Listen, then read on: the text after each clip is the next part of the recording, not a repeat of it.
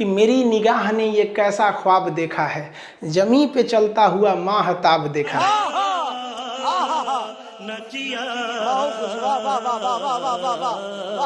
आप ही बताइए ना, कहीं गड्ढा खोद दीजिएगा तो उसमें रोशनी थोड़ी ना जाएगा ज्यादा, गड्ढा में ज्यादा रोशनी नहीं जाता है, थोड़ा ही रोशनी जा पाता है। तो चंद्रमा की सतह जो है ना पूरी तरह से गड्ढा है, इसीलिए हमारा जो चंद्रयान गया था या फिर ज्यादातर जो भी चंद्रमा पे उतारे जाते हैं यान, उस सूर्य ज्यादातर गड्ढे में गिर जाते हैं सब, और वो अपने संपर्क को खो देते हैं सब। तो चंद्रमा की सतह अगर आपसे कोई कह दे तो बराबर नहीं है, वो कैसा है, गड्ढा गढ़ही है, और इन गड्ढों में चंद्रमा पे सूर्य का प्रकाश नहीं जा पाता है, जिस वजह से ये गड्ढे जो होते हैं वो धुंधला दिखता है। तो चांद जो है ना वो धुंधला दिखता है। तो लोग कहते हैं चांद में दाग है, कोई अलग अलग कहानियां सुनाता है, अलग अलग राज्यों में अलग अलग कहानियां प्रचलित है कि चांद पर दाग आया क्यों था। भैया चांद पे कोई दाग नहीं है, चांद पर गड्ढा है। जिस तरह से महिलाओं के या पुरुषों के यहाँ पिंपल्स निकल जाते हैं ना, किसी किसी का खौरा जाता है, कटहल की तरह हो जाता है, तो वो भी दाग की तरह हो जाता है। वैसे ही चंद्रमा पर भी है, यहाँ कोई दाग वगैरह नहीं है, उस गड्ढे में प्रकाश न जाने की वजह से थोड़ा सा धुंधला दिखता है। इंग्लिश में इसे क्या कहते हैं, मून कहते हैं, और हिंदी में चंद्रमा। उर्दू में क्या कहते हैं, इसे महताब कहा जाता है। कहते हैं ना कि मेरी निगाह ने ये कैसा ख्वाब देखा है, जमी पे चलता हुआ माहताब देखा है। समझ में आ गया कि नहीं। और यूट्यूब है, इस पे थोड़ा सा शायरी कम होना चाहिए, हमको लगा एप्लीकेशन है। चंद्रमा का बहुत महत्व है। सोच रहा बचपन में मम्मी क्या कहती है कि चंदा मामा, बचपन में क्या कहती है, चंदा मामा।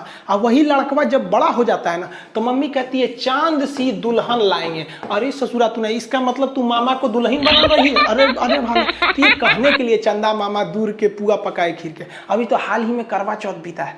करवा चौथ में पत्नी अपने पति को चलनी में देखती है, फिर चांद को देखती है, और गर्लफ्रेंड अपने बॉयफ्रेंड को चायछन्नी में देखती है, क्योंकि उसका पावर कम है तो फिर सामान भी छोटा होना चाहिए। आप देखिएगा एगो लड़का लड़की शादी करके भाग जाएगा सब, अब उसके बाद से लड़कियां पकड़ाएगी ना तो कोर्ट में आके क्या कर देगी, हमको बहला फुसला के लेके भाग गया। अब आप बताइए किसी लड़की को कोई बहला फुसला के भागेगा कि चलो चलो चलो भाग जाते हैं शादी कर लेते हैं, नहीं ना लेके भाग सकते हैं। ऐसे कोई लड़की को लेके भागेगा, और देखो कौआ कौआ कौआ। अरे बहलाया फुसलाया किसको जाता है, जिसके पास बुद्धि नहीं है। तो हमारा कानून कहता है कि देखिए समाज को बेहतर बनाने के लिए जरूरी नहीं कि सब पे कानून बराबर लगे, किसी पे थोड़ा सख्त कर दीजिए, किसी पे कम कर दीजिए। इसका मेन मकसद है हिंदुस्तान को अच्छा रखना, इसीलिए इसको लाया गया है कि थोड़ा बहुत ऊंच नीच हो जाता है। देखिएगा लड़का लड़की अगर भाग जाएगा ना तो कोर्ट में लड़का का कोई ज्यादा वैल्यू नहीं दिया जाएगा, लड़कियां जो कहेगी वो सही हो जाता है। इससे क्यों रखा गया इस चीज को, ये एक तरह से जरूरी भी है, क्योंकि ज्यादा अगर बराबर कर देंगे ना तो फिर समाज में एक डिसबैलेंस हो जाएगा। आप देखिए कि राष्ट्रपति और राज्यपाल जो है इनका आता है अनुच्छेद 14, इसमें बड़ा कंफ्यूजन, ध्यान रखिएगा यूपीएससी में इससे क्वेश्चन पूछता है। इसमें दो तरह की बातें कही गई हैं। एक कहा गया है कि कानून के समक्ष समानता, यानी कानून के आगे सब बराबर है। इसीलिए कानून पे देखेंगे ना एक पट्टी लगा रहता है, औरत पे तलवार ली रहती है, तराजू कहती है कि हमारे आंख पे पट्टी है। अब तुम आगे राष्ट्रपति हो कि चपरासी हो, ऊंचे जाति के हो, दलित हो, मुस्लिम हो, जैन हो, कोई मतलब नहीं, गलती किया छपाक दे काट देंगे। यानी कानून के समक्ष समानता, इक्वेलिटी बिफोर लॉ। बिफोर का मतलब पीछे नहीं, बिफोर का मतलब सामने नहीं, देखते अपोजिट मतलब सामने। तो कानून के सामने सब बराबर है। ये बातें सबसे पहले किसने किया था, एवी डेसी। एवी डेसी एक बहुत बड़े शास्त्री थे, उन्होंने ये बात को बताया था। ये यूपीएससी का क्वेश्चन पूछा है कि एवी डेसी का सिद्धांत कौन है, तो कानून के समक्ष समानता। इसी को फॉलो किया गया ब्रिटेन में। ब्रिटेन में कानून सबके लिए बराबर है, वहां की रानी के लिए भी, प्रधानमंत्री के लिए, सबके लिए भी। लेकिन अमेरिका के लोगों ने कहा कि ये गलत है, कानून सबके लिए बराबर नहीं होना चाहिए। जैसे मान के चलिए कि कोई 5 साल का लड़का है, वो क्लास 5, मान लीजिए कोई क्लास 5 साल का लड़का है, और कोई लड़का 20 साल का है, तो क्या एक ही कानून दोनों पे लागू कर देंगे? देखिए तो 5 साल के लड़के का टिकट ट्रेन में आधा लगता है और 20 साल के लड़के का टिकट पूरा लगता है। अब अगर कोई सुप्रीम कोर्ट में केस ठोक दे इस आधार पर कि सुप्रीम कोर्ट आप बहुत बड़े कानून के रक्षक बनते हैं, ये बताइए हम 20 साल के हैं तब वो भारत के नागरिक हो, बचो है तो वो भारत का, ओकरा आधा का है लग रहा है, हमरा का है पूरा लग रहा है। समझ में आया कि नहीं आया? तो यही कहता है कि देखिए अमेरिका के संविधान में क्या कहा है, कानून का समान संरक्षण।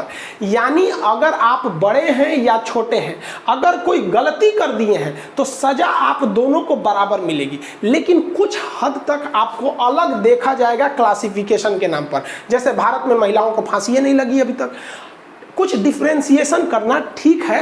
ये क्यों ठीक है? क्योंकि समाज को एक बेहतरीन बना के रखने के लिए।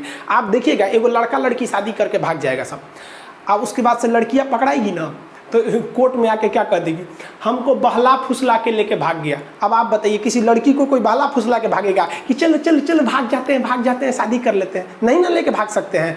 ऐसे कोई लड़की को लेके भागेगा, और देखो कौआ कौआ कौआ, अरे बहलाया फुसलाया किसको जाता है? जिसके पास बुद्धि नहीं है।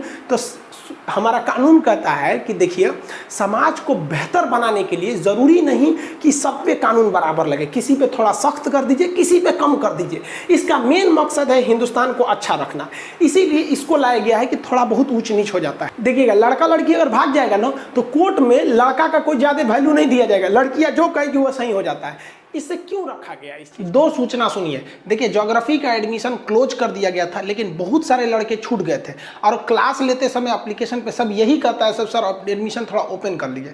तो ये जो दीपावली आ रही है, तो इसके अवसर पर हम ये ज्योग्राफी का एडमिशन ओपन कर रहे हैं। आप उसमें जाके मिनिमम फी में geography, topography, astronomy, geology total चीज कर सकते हैं, पूरा पोर्शन। उसमें से आप एकदम ग्रुप डी से लेके यूपीएससी तक का कंप्लीट आप देख लेंगे। आप ऐसे भी टॉपिक देख के तो समझते ही कितना है, तो आप उसमें जाके ले सकते हैं। अभी भी उसका एडमिशन फी कितना 200 रखा गया है। पहला सूचना ये, और जल्दी लीजिएगा, ये कभी भी बंद हो सकता है, क्योंकि सर्वर पे ज़्यादा भीड़ नहीं करना है, वरना धीमा चलने लगता है सर्वर। दूसरी बात कि जो लोग कॉल कर करके ऑफिस टीम को परेशान कर दिए कि खान सर से कहिए हमारा थोड़ा सा स्पॉन्सर कर दे, भाई हमने किसी का स्पॉन्सर नहीं करते, हम खुद के बारे में कभी बोलबे नहीं करते, तो आपका कहाँ से बोलेंगे।